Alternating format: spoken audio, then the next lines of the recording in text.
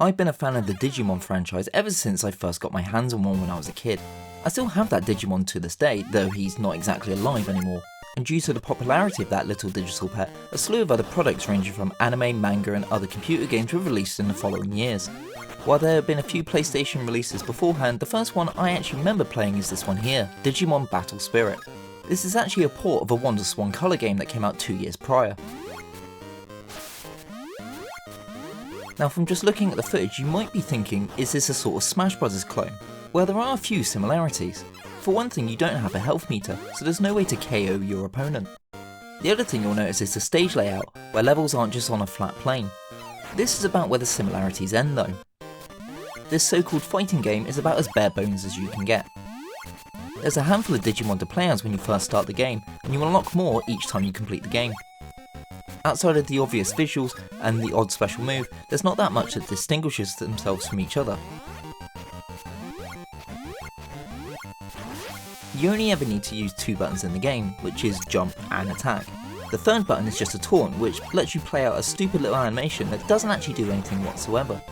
You're very limited when it comes to attacks. You can attack when standing still, when you're dashing, while in the air, or if you press up and attack at the same time, you do a special move.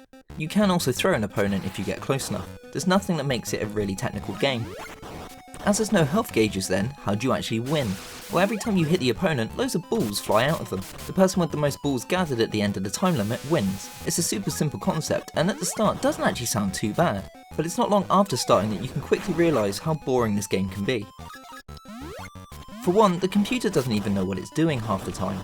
It will either jump around the stage not actually trying to attack you, or even if it does try and attack you, it won't bother to go collect the balls. What's even more frustrating is when you attack, sometimes the balls get to places you can't get to and disappear before you can claim them. So it doesn't matter if you can keep wailing on an opponent and get loads of balls to come out if you can't actually collect them. There are items you can collect throughout the stage. These all have different effects, such as shocking them and paralysing them, setting them on fire, or even slowing them down temporarily. The biggest power up though, and the one the computer will make a beeline for the moment it spawns on screen, is Calamon. If you manage to grab Calamon, then you digivolve into your ultimate form. Here you're pretty much invincible for a very short amount of time, but you can dish out a lot more damage. On the flip side, while you can deal out a lot of damage, it's also still hard to pick up the balls, and the computer will try its best to get away from you at all times. Partway through the game you also fight Impmon, which is probably one of the cheapest fights I've ever had in any fighting game.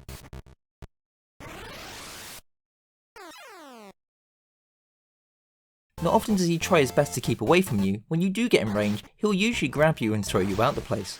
Add to that even if you do hit him, he's also got an ability that allows all the balls on screen to travel back towards him. This makes trying to pick them up a complete chore, because you have to time your jumps just right to be able to get in the way of them. I understand they did this because he can't digivolve, so they needed to give him a sort of advantage, but there must have been a better way to implement this. There's also not that many fights until you get to the boss. After 8 rounds you end up fighting Millenniummon.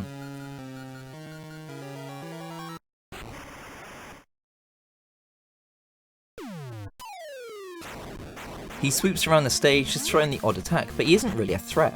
This time however, you do only have 8 hit points, although you can get them back if you manage to jump in the way of them. But to be honest, it's not too hard to just keep smacking him in the head, and if you manage to digivolve, it's over in no time.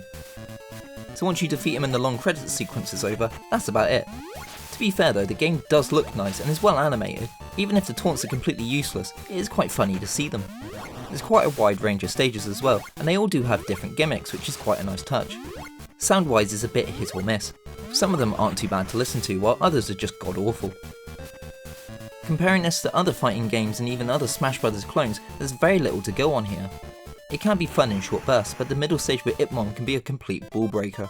But if you are a fan of Digimon and you haven't tried this, then do give it a go. It is fun for a little while. Anyways, I've been Tom from VPG Gaming, thanks for watching and have a great gaming day.